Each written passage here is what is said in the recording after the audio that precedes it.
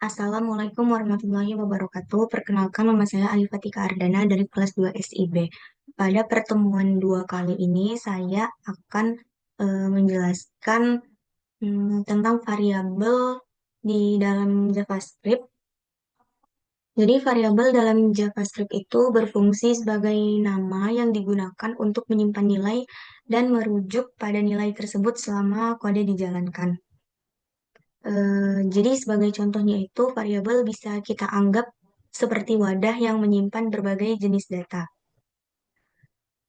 Di sini ada let dan ada const. Jadi let itu hanya berlaku di dalam blok kode. Jadi variabel yang dideklarasikan dengan let memiliki cakupan blok. Artinya hanya dapat diakses dalam blok kode tertentu seperti dalam perulangan atau kondisi if. Tidak bisa dideklarasikan ulang dalam blok yang sama. Jadi setelah mendeklarasikan variabel dengan let, kita tidak bisa mendeklarasikan variabel dengan nama yang sama dalam blok yang sama. Ini mengurangi kemungkinan kesalahan yang tidak sengaja kita lakukan. Sedangkan const itu cara untuk mendeklarasikan variabel yang nilainya tidak bisa diubah setelah diinisialisasi. Jadi ini sangat berguna untuk mendeklarasikan nilai-nilai tetap dalam program.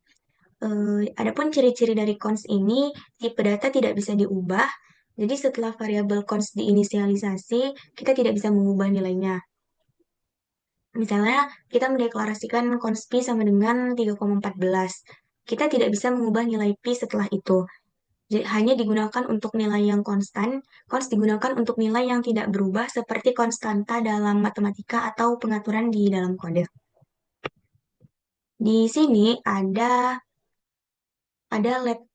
let angka sama dengan 10, angka sama dengan 20, terus ada konsol log angka, ada const pi-nya sama dengan 3,14, konsol log pi, di sini let x-nya sama dengan 10, lalu di sini ada kondisi if true, let x sama dengan 20, konsol log x, lalu di sini ada konsol log x. Lalu kita running, kita jalankan, kita pergi ke terminal, lalu ketikkan npm rundev. Setelah itu akan seperti ini. Kita klik kanan, kita inspect, lalu ke konsol. Nah, di sini itu muncul hasilnya 20, 3,14, 20, dan 10.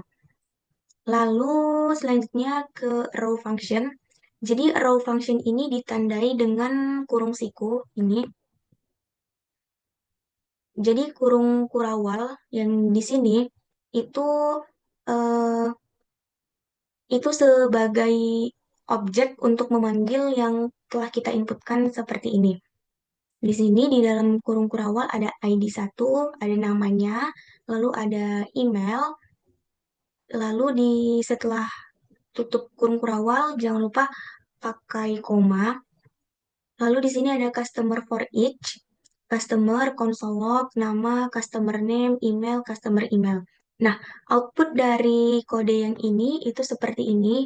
Ada namanya John Doe, emailnya ada john@gmail.com, lalu Jen Smith dan emailnya itu jen@gmail.com.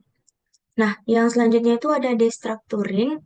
Destructuring itu dia mengekstrak nilai dari array atau properti dari objek dan menetapkannya ke variabel yang berbeda di dalam satu pernyataan. Di sini ada const customer dengan kurung kurawal ID-nya 1, name-nya itu John Doe, emailnya itu john@gmail.com.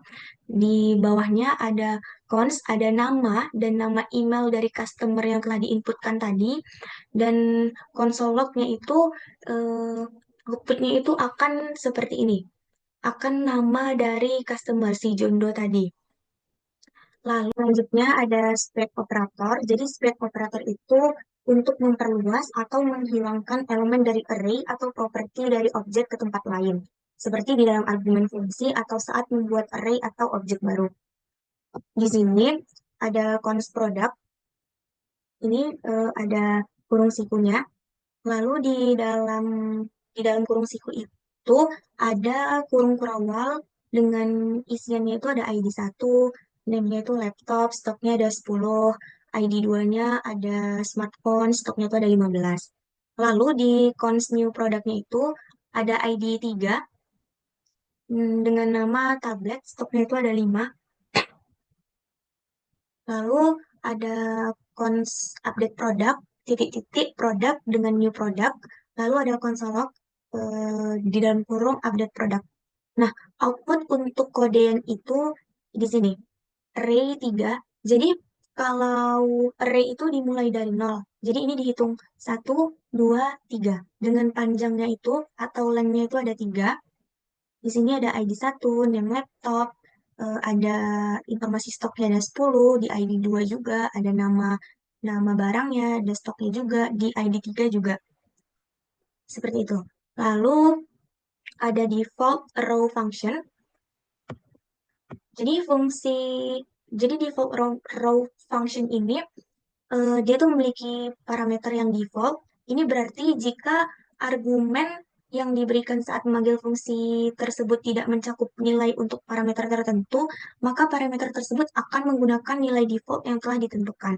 Di sini contohnya itu ada const create order, customer name-nya itu default, produknya itu juga unknown, kuantitinya di sini kosong.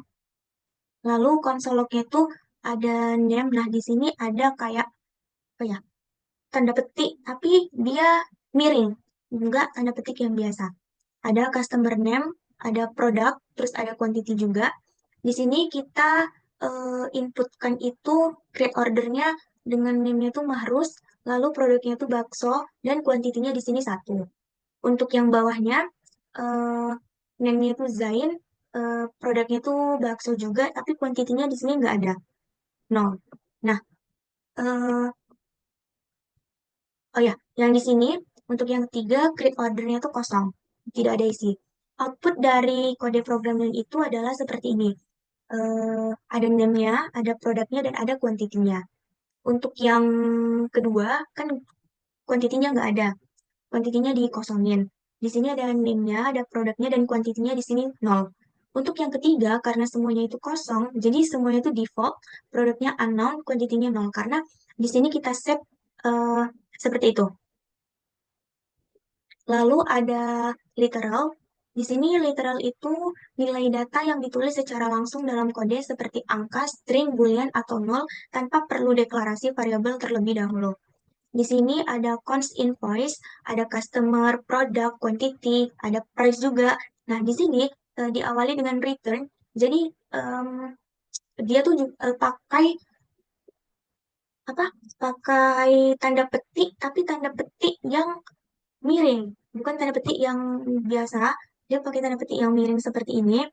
Lalu ada di sini ada invoice-nya. Di sini nama pelanggannya kita set itu customer, nama produknya itu produk, terus ini quantity. Nah, price-nya di sini hmm, price dikali quantity-nya.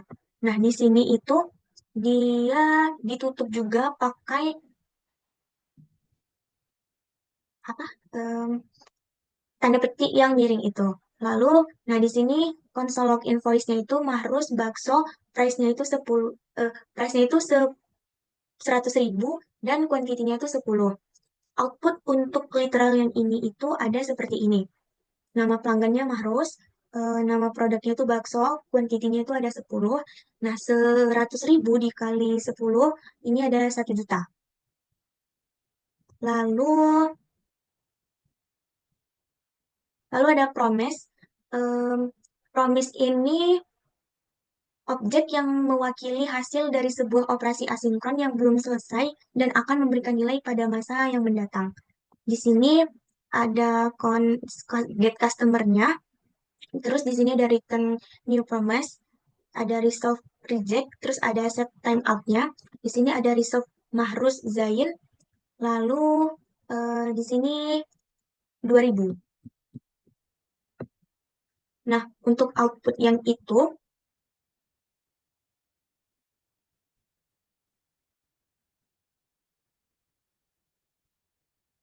untuk output yang itu ada ini, nama pelanggan Mahrus Zain. Terus ini get customer dan customer console log nama pelanggan customer. Yang ini nama pelanggan Mahrus Zain. Lalu ada asing atau await. Jadi asing itu digunakan untuk mendeklarasikan fungsi asinkron, sementara await itu digunakan di dalam fungsi asinkron untuk menunggu penyelesaian progress. Di sini ada const fetch product async, terus ada try, di sini ada let response, ada await, di sini ada pakai link vector API, lalu ada let data await response JSON, di sini ada console log daftar produknya, di sini catch error, console error, lalu di sini ada fetch product tutupannya ini. Untuk output dari kode itu ada di sini. Ada daftar produknya, ada ID 1, 2, 3. Nih, ada banyak, ada 20, panjangnya 20, dan ini karena array, jadi dimulai dari 0 sampai 19, tapi tetap panjangnya 20. Selanjutnya, kita akan coba untuk membuat tampilan seperti ini. Yang pertama itu kita buat customer card, customer list, dan functional customer list. Di customer list ini ada komponen list, terus ada state yang berfungsi untuk menyimpan daftar pelanggan. Nah, di state ini ada customernya, ada ID, ada nama, dan ada email. Lalu di sini ada kurung siku, ditutup kurung siku juga di sini. Nah, di sini ada render. Render ini digunakan untuk menampilkan UI berdasarkan state yang tadi. Lalu di sini ada return, ada customer list, class komponen, lalu ada di state customer map, customer di state customer map ini untuk menampilkan daftar pelanggan dari customer card yang ini. Di sini ada customer card, key, customer ID, customer, lalu di functional customer list, di sini ada cons functional customer list, ada on customer, set customer, terus ada use state-nya, ada use effect, ada set customer. Use effect dan set customer ini berfungsi untuk menginisialisasi daftar pelanggan saat pertama kali eh, komponen pertama kali kita muat. Lalu ada ID, ada nama, ada email, terus ada color. Color ini yang color ini bisa diubah-ubah, terserah. Di situ pink, makanya di tampilannya pink dan blue, pink dan biru. Terus ada return, ada div, ada list customer functional component. Terus di sini ada customer map, customer. Ini untuk iterasi daftar pelanggan dan menampilkan data. Di sini ada customer card.